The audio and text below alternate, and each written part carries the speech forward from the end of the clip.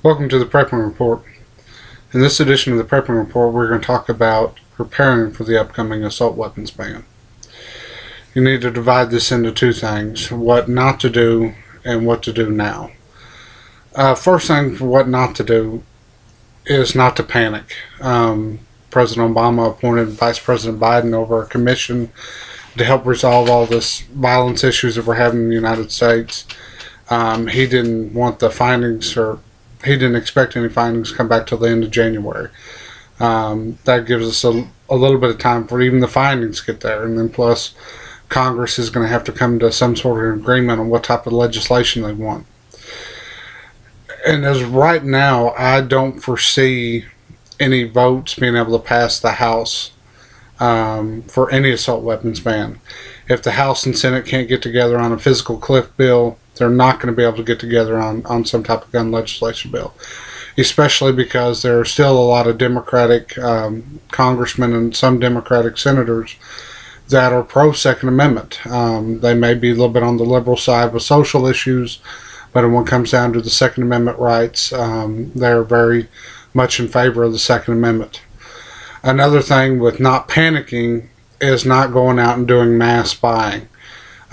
Seeing this all across the country, where as soon as ammo gets placed on the shelves, people are coming in. One person will come in, drop about $3,000 to $5,000 and taking all the ammo off the shelf. That does nothing but hurt the supply chain. It's going to drive up prices. Reloading, you can't find primers right now. You can't find projectiles right now. Why? Because people are buying everything up. There's nothing in any legislation, even Feinstein, Senator Feinstein does not put any legislation out banning ammo. Stop with the mass buying. The ammo will be there. Buy what you normally buy. If you buy a box every week or every time you get paid, keep on buying your box of ammo. The ammo will be there. We saw the same thing when President Obama first got elected. People were buying guns and ammo like crazy, and it ruined the whole supply chain. It drove up prices, and prices still are not where they were back to prior to Obama being elected the first time. Why? Because people get nervous. Stay calm. It's going to be all right.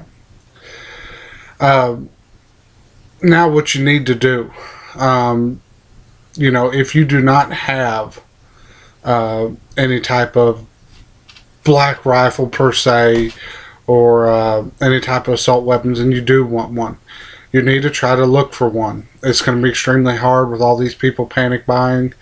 One thing that I would recommend looking for is maybe a lower receiver. If you're looking for an AR-15 or some type of low receiver build kit for an AK, if you don't have the money to drop the $3,000, $4,000, $5,000 into an assault rifle, or even the cheaper ones, you can still pay anywhere from $500 to $700. Buy your lower receiver and you can put it away. What that does is when everything finally settles out, you'll be able to put your weapon together.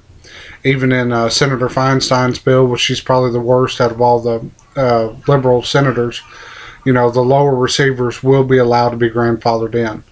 So right now, if you can find one, whether you want an AK or an AR, find a lower receiver. You're probably going to pay anywhere from $500 to $800 for it, depending on what brand you're wanting.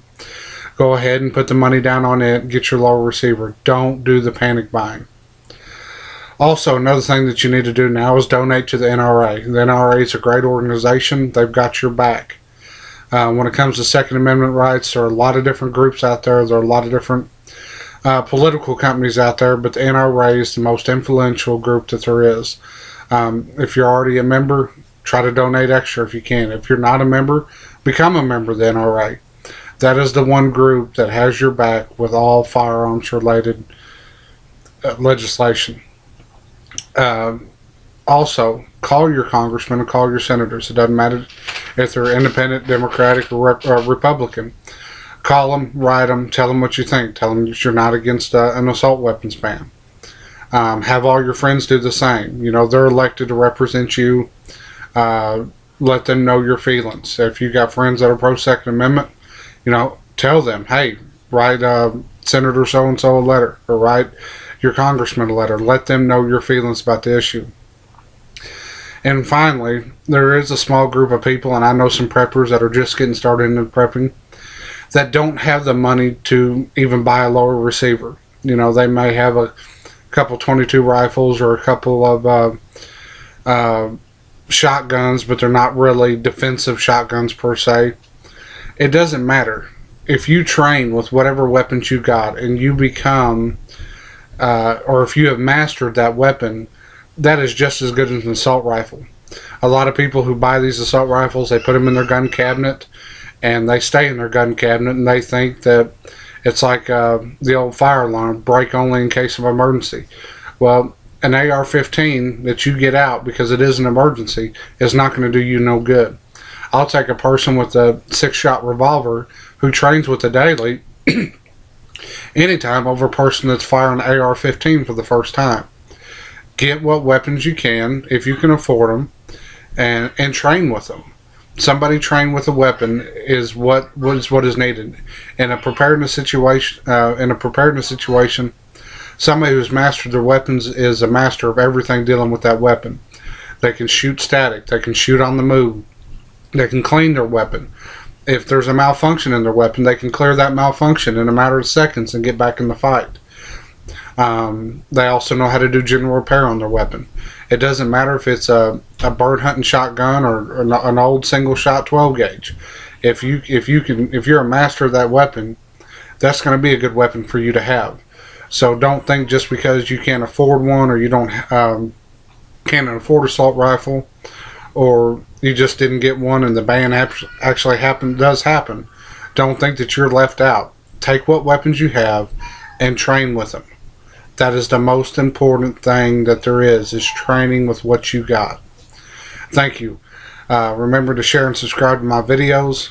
You can also join daily discussions on Facebook. And always remember, chance favors the prepared mind.